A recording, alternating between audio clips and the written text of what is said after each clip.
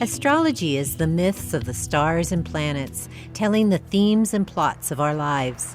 These stories come to us daily through our satellite, the Moon. She is constantly spinning astro news. Hi, I'm Merrylin LeBlanc with Moonwise. Next month, on December 8th, Sunday, at 1 p.m., astrologers here in Santa Fe will be doing an event about the energies to expect in 2020. The event is called 2020 Vision.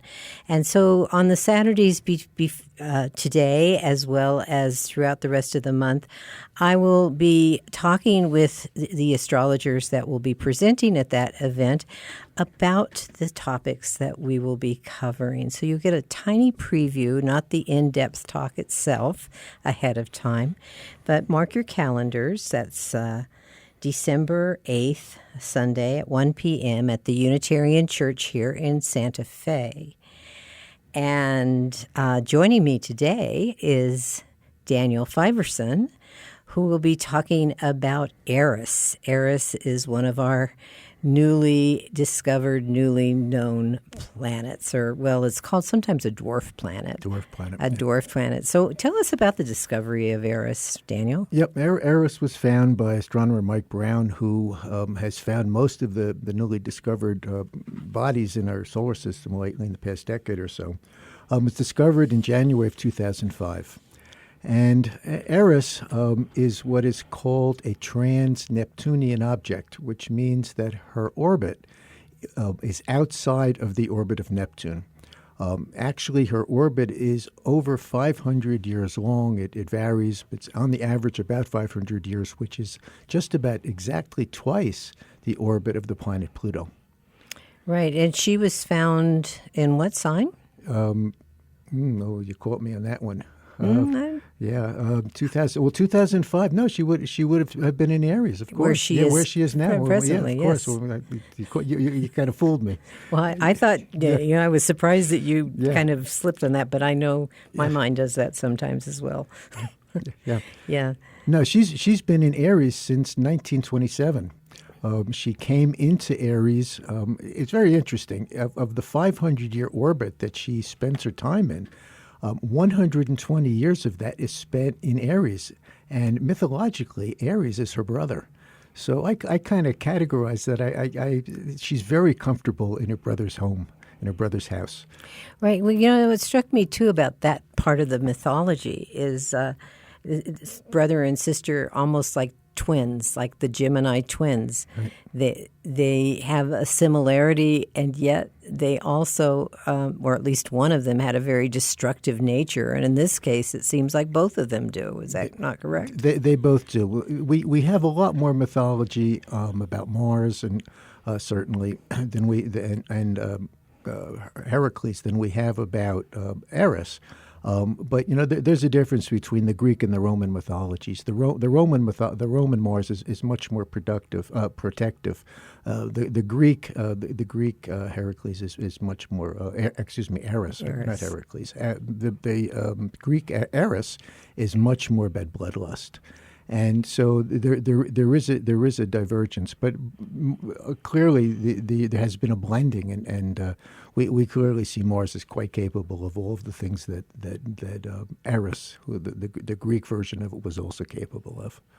Right, and in the mythology, there's two Erises. Yes. Which one is really associated with this particular dwarf planet? Well, you get a little bit ahead of the story, but okay. There are two. The mythology that we have comes from the poetic accounts, originally by Hesiod in his Works and Days, Theogony, who literally wrote about the creation of the universe and her place in that creation. And then Homer also had something to say. She was quite present in the Iliad. So what little we do know about her mythologically comes mostly from those two sources. There are some other apocryphal, obscure sources that are, quite hidden, but Homer and Hesiod really are the two key sources. I think it's important to understand her genealogy to begin with and understand where she came from. Eris, on one account, was actually there are two Erises because of who her parentage was, from that perspective as well. From one perspective, she was a primordial goddess. She was literally the offspring of Nyx, who was the night, who was literally the second of the goddesses, I believe, or the first, who was created in Hegonomy. But the offspring that was created at the same time, her sisters, okay, were doom, violent death, sleep, dreams, blame, misery, the fates, envy, deceit, and old age. Well, it really strikes me how often darkness, like blackness, darkness, shadow, are all associated with things like that. And I know that one of the astrologers talking at the event on December 8th is Jason Hawley, and Jason has spent some time with me on the air several months ago talking about night and day and the concepts behind them, and how this just is like the roots of all that negativity thrown onto to night, when in fact night has its wonderful sides as well. Is there a wonderful side to Eris? Right. There is a wonderful side to Eris, but again, I'm jumping ahead with that question. Just a little bit. But all that darkness made me think of it. Well, it is, and I think that's cultural, Merrylin. I think that we fear the night because our senses are diminished, and our ability to kind of navigate reality seems to be reduced, and so there's some insecurity that comes into us in this night. This night phase that we go through. As a matter of fact, we sleep through it because we really experience it. It's something that we keep somehow at arm's length, and it is filled. The night is filled with specters and difficult dreams and things that we do want to avoid. And she definitely falls into that framework. But it's interesting because there is a quote also from Hesiod, and he said, and I'll read it to you. He said, "It was never true that there was only one Eris. There have always been two on earth. There is one you could like when you understood her. The other is hateful. The two Erises have separate natures. There is one Eris who builds up evil, war, and slaughter. She is harsh. No man loves her. But under compulsion and by will of the immortals, men promote this rough Eris. But the other one was born the elder daughter of Black Knight Nyx. Zeus, who sits on high and dwells in the bright air, set her in the roots of the earth and among men. She is far kinder. She pushes the shiftless man to work for all his laziness.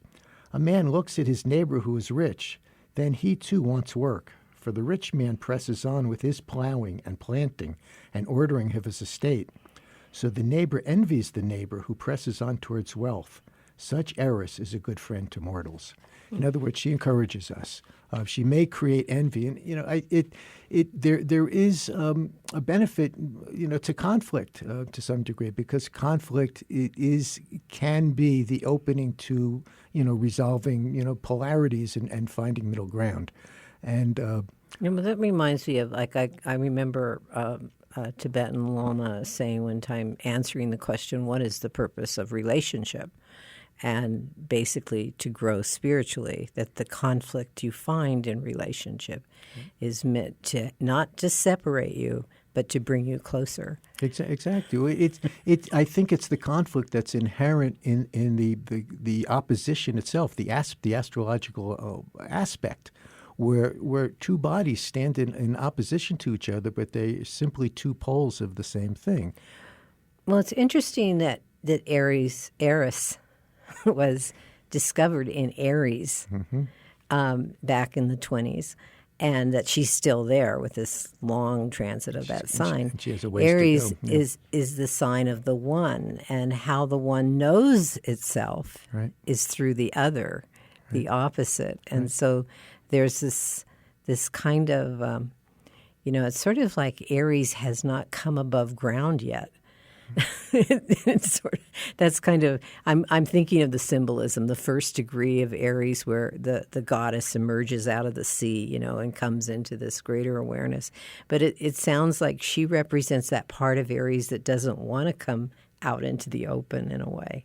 I think that It's interesting. In my research has shown me that she has a relationship with Uranus in terms of her cycles and her transits.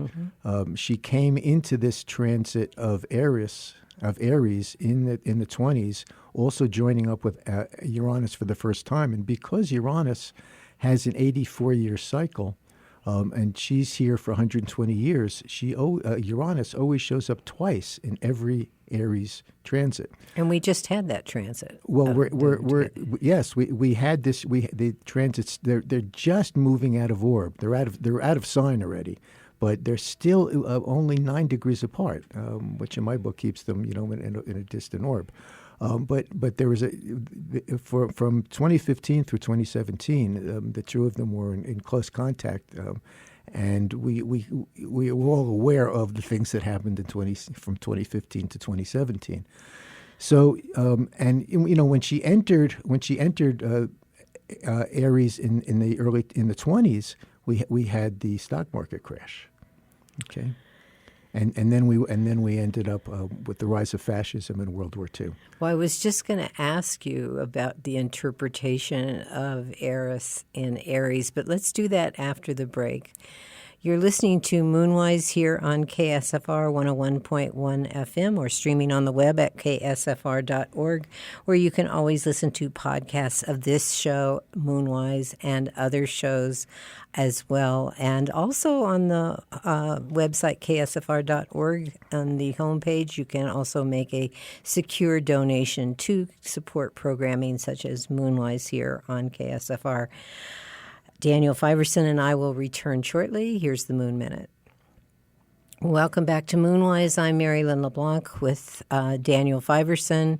Today we're talking about one of the topics that will show up at an event that astrologers here in Santa Fe are putting on December the 8th. It's a Sunday at 1 p.m. at the Unitarian Church. 2020 Vision is the name of it.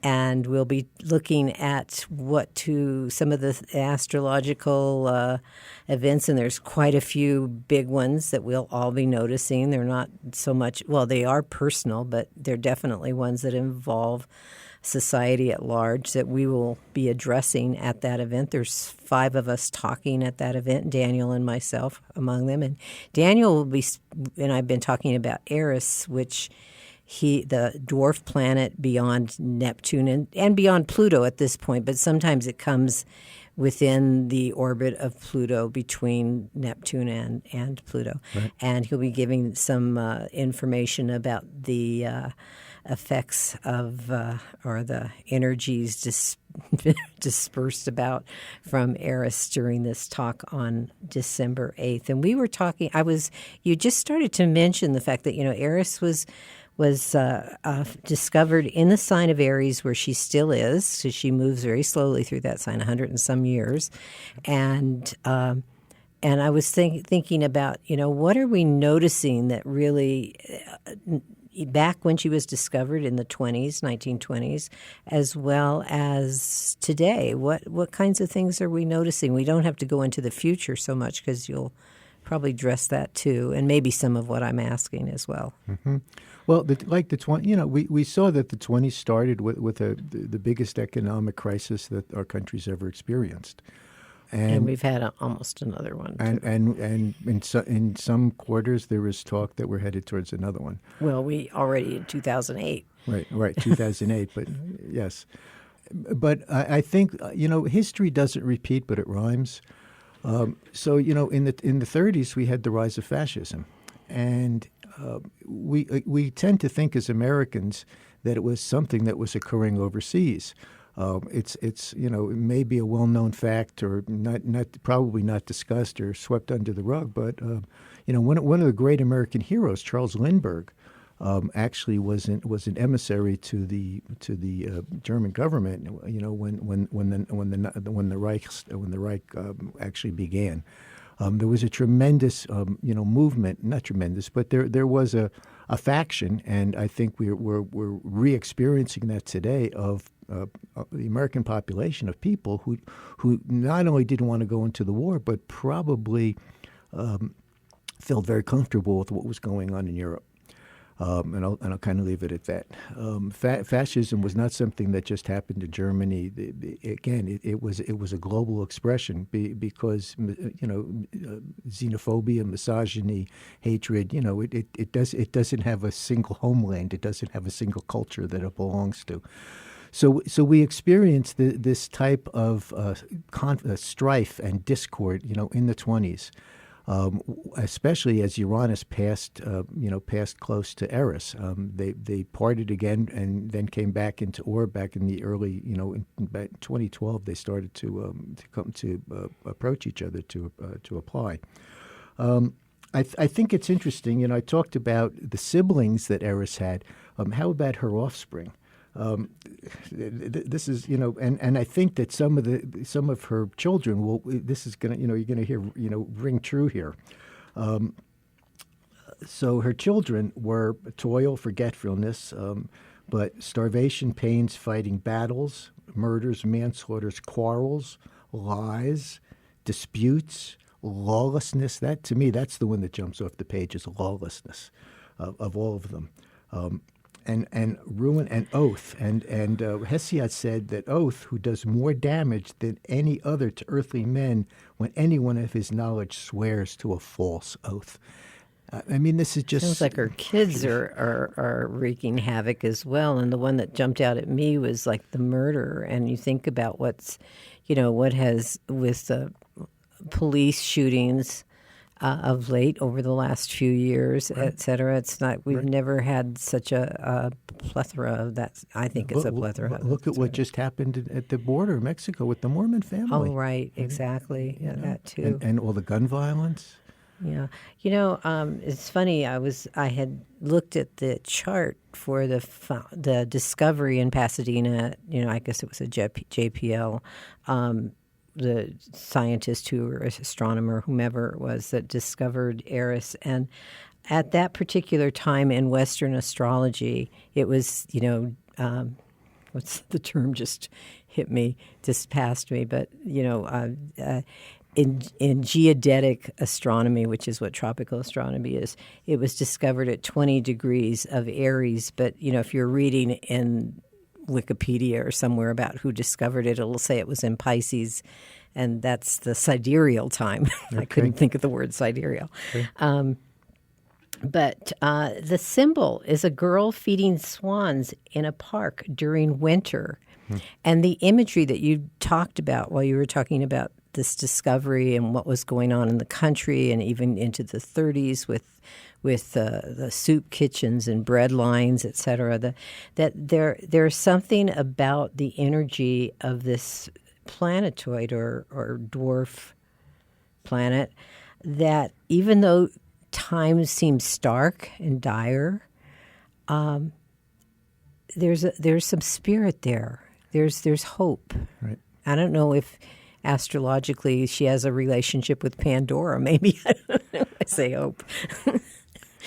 It's an excellent point. There definitely is hope, because what's happening is she exposes the ills and evils of the world, and all that toxic, cultural disease cannot be healed when it's hidden.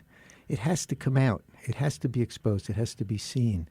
And this is what's happening. All of this, this horrible, stuff that has permeated our culture almost from the beginning, whether it's slavery or misogyny or the patriarchy. There's a lot of labels we can lay on it. Well, Catholics would say original sin. Original sin, right?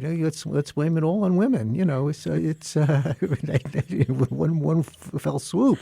I don't know about that, but but at any rate, its symptoms are an attempt to heal.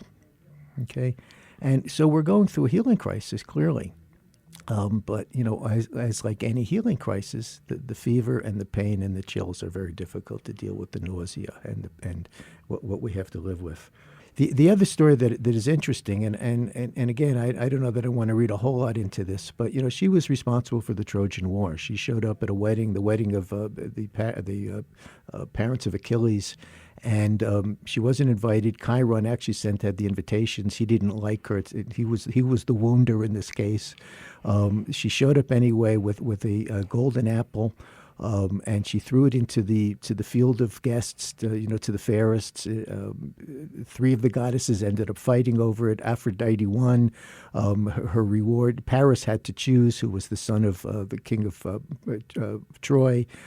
Had to choose among the three who was the fairest. He chose Aphrodite. He gave her Helen, who was the queen of Sparta. He took her off to Helen and started the Trojan War. The bottom line is, at the end of the Trojan War, all of the Greek heroes, all the Greek civilization really went into decline at the end of the Trojan War. All of the great heroes of mythology were gone. In the Odyssey, Odysseus goes and visits them in the underworld. So we're looking at the turning of a page in some way. We're looking that these conflicts and these things that have come up are representative of a liminal space at the alpha and omega. It's sort of like Eris has us looking at our shadow, and how, in order to deal with the shadow, which often includes pridefulness. Of a nature that is like a puffed up ego, that we do need to let go, right? And that's what I read into that story. Yeah, as an evolutionary astrologer, I happen to believe in the power of pressure, in terms of our own self-actualization, where we need to be pushed some way. Pluto does it, Uranus does it. Eris does it. All the outer planets do it, actually. Right. Yeah, they do. In astrology, all the outer planets are considered social planets, and some have been referred to as transpersonal, meaning this is bigger than just you and your own little stuff. It has to do with social karma. If you look at the nature of karma, what goes around comes around. That. Not only do we as individuals have our own karma, but also groups and countries and organizations have their karma as well. Absolutely.